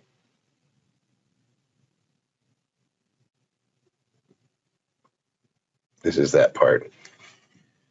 So you don't have to worry about penalties, but you will have interest, and it's going to be about 4% that you're paying back to yourself. Correct. Under this portion of the CARES Act. What they might be thinking of is the 10% penalty of an early withdrawal, which they can get up to $100,000 for 3 years. And that one really is no tax, no interest, if paid back within 3 years. Correct. And that's an early withdrawal that you pay back, and they treat it as a rollover. But they're two different things. There's this, which you can take 100,000 out, and then there's this, the loan, borrowing, loan, also of 100,000. And this one is actually 6 years. You have a year where you don't have to pay anything back.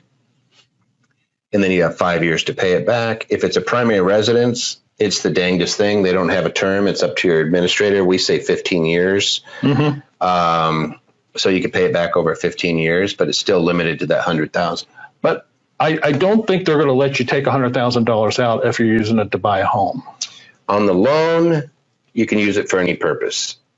On this, the early withdrawal, it has to be COVID related. Okay. So you or somebody you know has been has been affected by COVID. You do a statement.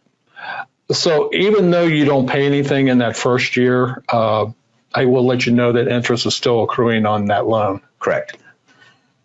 Yep. So it's kind of fun. Let's go to part 2. Oh, part 2, what's that? This? No, there's another part. Next question. Oh, you want to go to another question? Yeah. Okay. Oh, yeah, that's right. All right, so we're just going to shoot on over to this one. Is it possible to borrow more than $100,000 from an IRA by combining it with the $100,000 401k loan limit that exists prior to the CARES Act? These are two unrelated. I don't know how they got close to each other, but sometimes they do. So first off, can I just say this? Well, you going to say what I'm going to say? No. You are. Loans from IRAs. So you can't borrow from your IRA. You can't use it as collateral or security. Yeah. But you can take out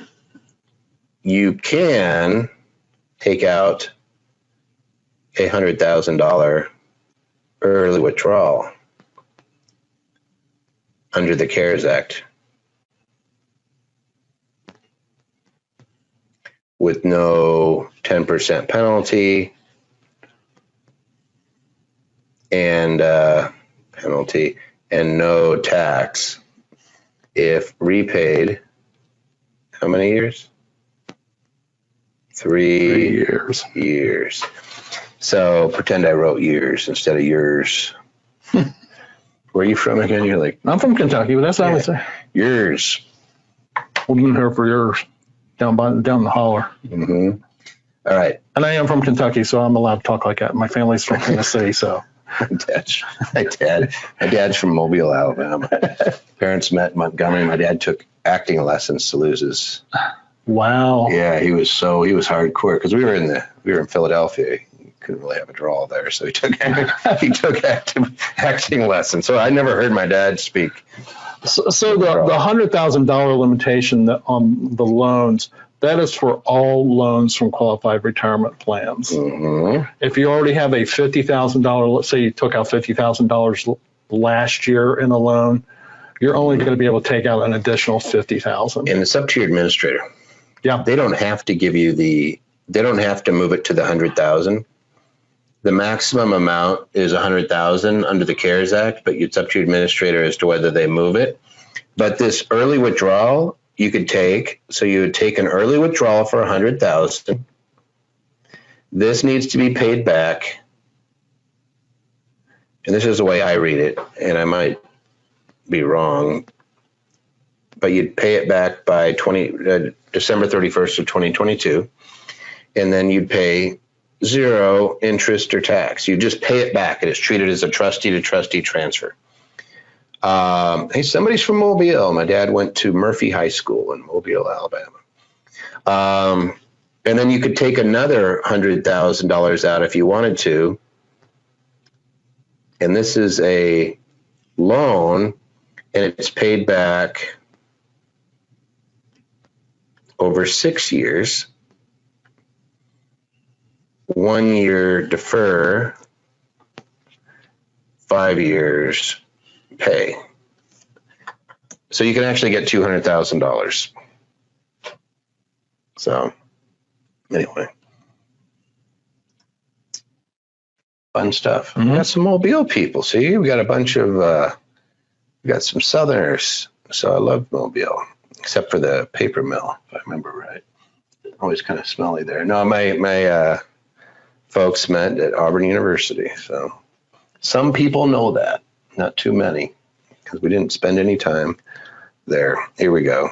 Pensacola, Florida neighborhood. Hey, that's where my grandparents lived. I know Pensacola very well. Yep. Used to go on those beaches. I drove down there right after Opal flattened it. I think it was, was that 90s, early 90s. Anyway, so I'm just going to jump to this last one because I don't know if this is the last one because Jeff has gone over. Wow. Walita, that was beautiful country, by the way. Gosh, I love that area. Because I was a city boy, and I'd go down and get to hang out in Pensacola. My grandparents. Dad worked at the Air Force Base, or grandfather worked at the Great Air Force Base, and my grandma left school when she was in 5th grade to pick cotton. Again, things people don't know. I want to hear. We'll have to compare. Yeah, I got family in Columbus, Georgia, and they're all Auburn fans. They should be. War Eagle. All right, I have a limited partnership. My seat, and Bill, by the way, Bill Widener here is big time. Oh, yeah. And then Drew's all roll tide. I'm like, All right, I have a limited partnership. My C corporation is 1%. The partners have different shares. They all want us to do 1031 exchange into their own purchases. Is this allowed? So the answer is really no. What you'd have to do is you go limited partnership to limited partnership. Like, it has to stay name to name.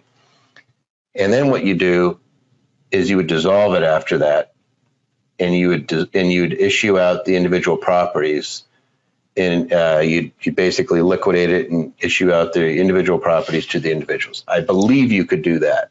Okay, just spitballing here. Could they distribute the property beforehand to the partners as tenants in common, assuming they're all individuals? That's called a drop and swap. And you could potentially do that, but it would have to be done way in advance of the exchange. So they all want to do a 1031 exchange, but they want to purchase their own property. The question is when if it's already sold. So assuming that it's sold or imminent, then we'd have a little bit of an issue. Hey, somebody said dogs. Oh, they must be a Georgia fan. We like Georgia too. Now, I had family that lived in a place called Tallahassee, Alabama, on Lake Martin. We'd go down there and fish with cousin Moose. That's not a joke either. I never tell anybody this stuff. I just tell the world. All right, what happens to the idle loan if the owner of the business passes away? They're not on the hook. So the business is secure. Like that loan would actually be securitized by the assets of the business. That's all they'd get. Somebody says West Virginia. See, now we got them all started. We got people all over the place. All the Southerners are popping out. We love you guys. All right. If somebody says the idle loan it's not recourse to you, and it's secured by the business asset, so the business would be responsible. So if you died, it wouldn't mean anything to it. You're not even a guarantor. Somebody says, so can I take an early withdrawal from my 401k for the CARES Act, even though I'm retired, as an early withdrawal, or would it be taxes? I'm 59 years old. So you could borrow money and it would not be taxable at all. Or you could take, if you've been affected by COVID, you could take up to $100,000 out and pay it back over the next 3 years. I hope that makes sense. Let's see. Ohio born, Alabama raised. I like that. All right. If I start using my business office for W-2 work, do I lose the home office deduction? And the answer is yes. For a sole proprietor, right? Well, he said for his W-2 business. Mm-hmm. So I'm assuming he's an employee. If you're an employee for your W-2 work, then we'd have to have, I think you could actually have two workplaces. What you wouldn't be able to do is get reimbursed by one employer and use it for your own C-Corp. But I believe that if you did it as a administrative office, but if you'd be okay. If it's a sole proprietorship, then it has to be exclusively used for that one business. Yeah. I mean, your employer could reimburse you to work at home. Yeah. And it would be tax-free to you. But the old home office deduction for employee expenses is gone. Mm-hmm. So I guess there's two ways to look at this. The traditional home office is a separate tax form that you file and put with a Schedule C. Mm-hmm. And your employer, if it starts reimbursing you, or if you tell anybody that you're using it for that, it might not pass the exclusivity test. And you might have an issue. If this is a reimbursement where you have an administrative office in the home, you can have multiple administrative offices in the home, but you can't get reimbursed for the same space twice. Right. You'd have to say this half is this and this half is this. Somebody asked a good question, so I'm just going to repeat it to you guys.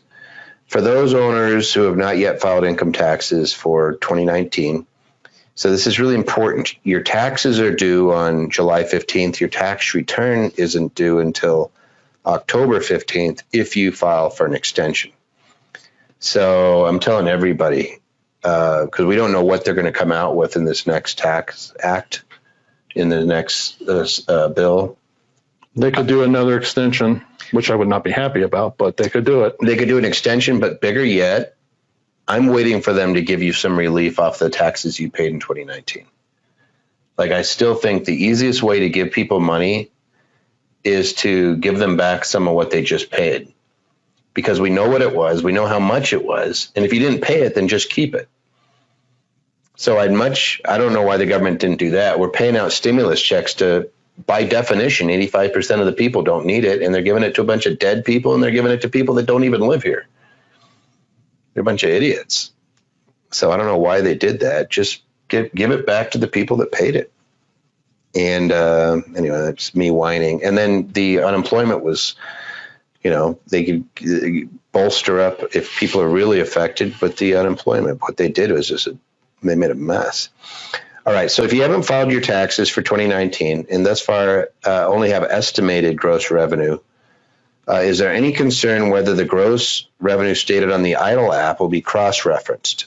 And they be substantially different? No. So when you're submitting that application is the day in which you're testifying as to how much you incurred.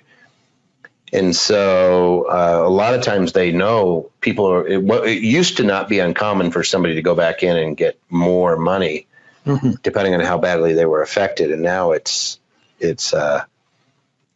pretty brutal because we're still working through April. Like literally we're getting through the end of April, maybe, like April was the cutoff. So we were still working on those. So we're applying for new ones. Maybe somebody on my staff could tell me whether we have any that we've actually obtained for people that filed that actually received their money, not just the approval, not just filling out the paperwork, but have actually gotten funded from the second tranche, because that didn't open up until about 2 weeks ago. So anyway, I wouldn't be worried about it. Let's go to this next one. And I know there's a lot of questions out there, guys. Our guys are going on it. Somebody said, go Gators. Oh, that's Powell. Is he from Florida?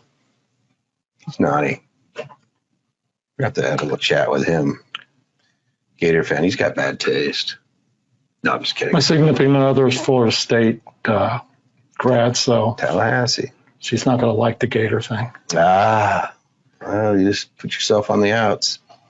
All right. I am a new home builder with 15 homes built a year. Do I expense home by home after it's sold, or can I do fiscal year expense and income accounting together? Do you want to hit this one, or would you like I? Home builders have some special rules. They can usually use the cash method. The preferred method is the completed contract method, where you are you're not deducting expenses or recognizing income on a home that you built until it's complete, 95% complete, and the customer has started using it. If that was in a corporation, though, wouldn't you just treat that like inventory? Yeah, you are a work in progress. Same thing. Yeah, so you're not. Yeah, so it's not that you have to do a tax. You're paying the tax. I think what they're asking is, can I just do it all together? Well, there was a case back in 2017. I can't recall, Shea Homes, where they argued that they were building the development that had streets, a lot of common area structures and all. And their argument was, well, yeah, the home's been sold, but the common areas aren't filled out, so we haven't hit the 95%. And they actually succeeded in winning that the entire development, until the entire development was 95% complete. That you wouldn't actually have. They didn't have to recognize anything. So for these guys, assuming they're not a developer and they're putting in all the streets, what they would say is, I recognize on an annual basis only the homes that I've sold. Correct. And I'm not doing it every time I sell a home. I'm doing it on an annual period based on the homes that I sold during that 12 months. Correct. So you would recognize the income on any homes that are considered complete each year. Yep. And completed contract only works for long-term contracts of at least 12 months. Yeah. From start to finish. If you have shorter contracts, you're going in and renovating kitchens, bathrooms, stuff like that. That's going to be a much shorter period, and those income and expenses are recognized as they come up. Mm-hmm. Oh, somebody says for amounts 25,000 and above. What's the? Oops, sorry. This is for somebody asking for amounts $25,000 plus. What if the business has none of the assets as stated in the loan agreement? Then again, this is for the idle loan, and I believe what they're saying is, hey, I get $100,000 idle loan, and I go meet my maker in year 2. What's this SBA going to do? So I've negotiated a few of these during the 2008 fiasco. I actually did a very large one, about a $4 million issue with a widower, the widow of somebody who passed. And I'll just tell you, the SBA was easy peasy to deal with. What ends up happening is they look at what are the assets there. In this particular case, they even had a personal guarantee that they let her out of, and she had other assets. We just made a really compelling argument that we needed their assistance to allow her to unwind herself out of it was a very large restaurant here. And so if let's say you have $100,000, it's the company's loan, Mark, and it's supposed to be being used to help it recover from this nasty period. It's just giving you a long term to pay it back. The SBA knows that a lot of these are going to default. And that's why it's not a regular bank that's giving it to you. Mm-hmm. Regular banks don't do disaster loans. So let's say that I've gotten an idle loan, but I don't have any entities, no LLCs. I just have rental properties in my Schedule C. Yeah. Is there any recourse there? They'd be able to go after the assets. Yeah. But still, they would only be able to go after assets, not even personal assets? Well, that's an interesting one, since typically in an idle, it's going after the business and the business equipment. So here, I've not seen them do a deed of trust. It's all UCCs, so it's all the equipment. So they're just going to look at the business and say, okay. So they could go get your computers and things like that. That's about it. What do we have next? I think this is the last one. So you guys are lucky. We're only 45 minutes over this time. I need to make a real estate business in California. I formed a Wyoming LLC. Do I need to file another California LLC, or is it okay to register Wyoming LLC in California? What is the difference? You want me to do this? Yeah, you do this one. This is easy. All right. So first thing, LLCs are creatures of state law. You can form them anywhere. When they're doing business in a state, that's like you moving into a state. So the LLC is moving there saying, hey, California, I'm going to be here for a while, in which case you register. So whatever it does in California, it applies California law. So if you do something with the California citizen or anything like that, they're going to apply all the California law. Now, on the internal workings of the LLC, you go to the home state, Wyoming. So this could become pretty critical depending on what type of business you're doing. So if you're doing a real estate business, Wyoming has a lot of protection. Has a lot of protection from creditors.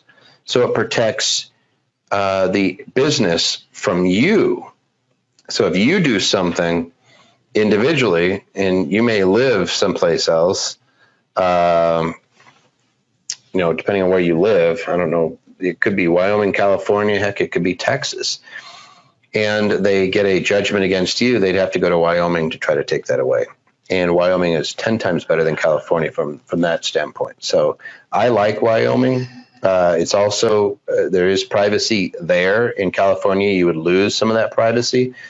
What you can do is either register the LLC directly into California, or if you're a privacy buff, you set up a California LLC and make it member managed, with the member being Wyoming. And if you know how that works, your name's not going to be part of it. So it ends up working really, really well. All right. There's a couple questions that are popping around out there. Somebody says, I'm a physician with W-2. My wife is real estate professional status. Can we deduct cost segregation depreciation from our cash flowing rentals from my W-2, given that is passive income? So the answer is yes. As long as your wife qualifies as a real estate professional, it's an exclusion to the passive income test. It's 26 USC 469 C7 that allows you to do that, and this is very common. So if you don't know what cost segregation is, it's a fancy way of saying breaking out the components in a property to allow you to rapidly depreciate them. And in our purposes, we can write them all off in 1 year. So it gives you about a 30% deduction of the value of the improvement real estate. So if you buy a house for $1 million and 200,000 is land and 800,000 is the improvement, you'd get about a $240,000 deduction in year one. It's about typical, and it would offset your W-2. So, yay. Also, can I open a Wyoming holding without having other ties in the state? If I live in one state and have property in Texas, yes. Yeah, that's why we use them. The only tie you'd have is you as an individual owner, and it's a lot of fun. So those are good questions. There's a bunch of other questions. Somebody's telling me to keep whining. Hey, did Idle reopen? It was only open. So yes, it did reopen for all businesses about, I want to say 2 weeks ago. It might be a week and a half ago. It might have been last week. Gosh, the weeks are blending. So somebody knows better than me. Maybe Patty or somebody knows. Somebody can answer it. We'll make sure. All right. Hey, go to our podcast if you like this stuff. We actually take the Tax Tuesdays and we break them down.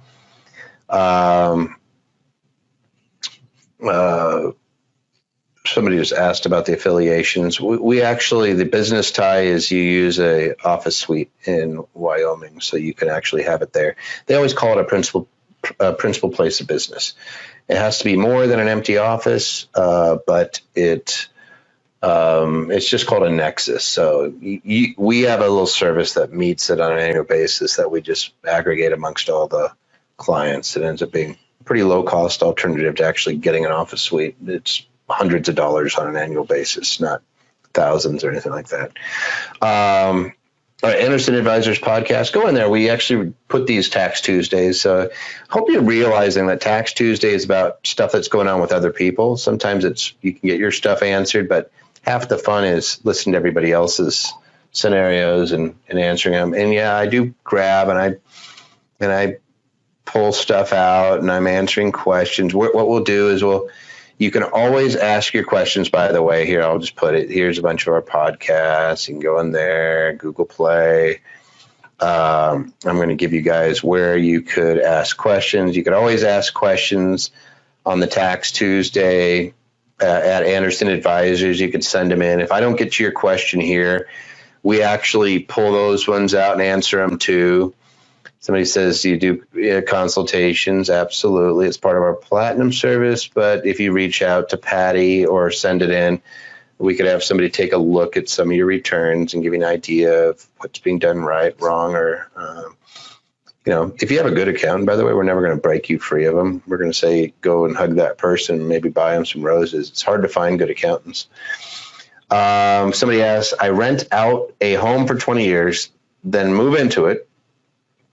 How long do I have to live in it to qualify for the full $250 Section 121 capital gains exclusion. So there's two sides to that. The answer is 2 years. You get a partial after any period of time if you're forced to leave, but it's going to be based on the fair market value when you move into it. Right. So it's not like I've had this house for 20 years and it's gone up in value. Now I move into it, I'm going to get this huge chunk of capital gain exclusion. It's only on the capital gains from the time that I move into it to the time that I sell it, if you're living in it as your primary place of living. Technically, realistically, I would 1031 exchange that puppy, unless you really want to keep that property. Anyway, here's the more fun stuff. I get distracted. I do want to give you guys one last giveaway. And John, about this tax software, you're going to have to go back and listen. He wants me to repeat it. We actually went on for a while on that one. Do the live stream with us with the Infinity Investing on Saturday, July 18th. I love having lots of people on. Again, I'm going to have this one, Aaron Adams, Eric Dodds, Hans Johnson's coming on. If you guys don't know Hans, he's really cool. I've never had him on one of these, and it's going to be fun. Go to this link. It is free. And it is a one-day live stream. If you want to learn how to invest like people that make money consistently invest, and you don't like roller coasters, this is where you want to be. We just flat out figure out how to make money and call it getting rich slowly. But mathematically, it's almost a certainty. It's one of the few ways to do it. I'll show you guys how we cash flow things. I'm a cash flow freak. I have over 200 properties of my own that I shouldn't say just my own. It's Clint and I own a lot of them, some of my own. But we have everything from warehouses to office buildings to a lot of single families and all that fun. Hey, there's a mahalo and aloha. Jen, nice to see you. Aloha. So come on and join us Saturday, July 18th. And then by all means, if you know young people, before they do bad things to themselves and incur lots of debt, send them there. I will make sure that they never do it. And they'll be able to pull a pencil out and actually do some calculations on their own. It'll surprise you. They'll get very well acquainted with the real estate and the stock market from a cash flow perspective. This is not trading and flipping houses. We are just this is all about cash flow, so a little different, but it's mathematical formulas and how to calculate it. It's profit and loss. It's balance sheets for individuals. It's being able to tell the different types of entities and all that, or asset types. And we focus really in on rents, royalties, dividends, and in our case, short-term capital gains as infinity income sources. So please join us for that. It's free. I'll go back to that little website again. Some of you guys have probably already been on. It's so much fun. And last but not least, please join us on social media and continue to fill your brain. Ask us lots of questions. This is good for us, good for you, good for everybody. So we like doing them. Jeff and I are always like, Jeff, you've been doing this for 30 years plus. And I'm catching up. And I hope you don't catch up. I hope I don't either. I hope you always stay ahead of me. But every single time we do this, you should see us scratching our head. Sometimes we're like, what is that? Because trust me, this helps us stay on our toes. And then thanks to Susan, Patty, Elliot, Pio, and Tavia for answering questions. I'm sure that you guys will have more follow-up from them. We will make sure that we're trying to demystify that tax world. And boy, we almost finished on time, give or take an hour. So it is 4:55. Jeff talks so much. That's the problem. Blame it on Jeff. But anyway, thanks, guys. Watch the recording and share it with your friends. And keep growing this community, and it's a lot of fun. So until next time, this is Toby and Jeff. And we'll see you at the next Tax Tuesday in 2 weeks.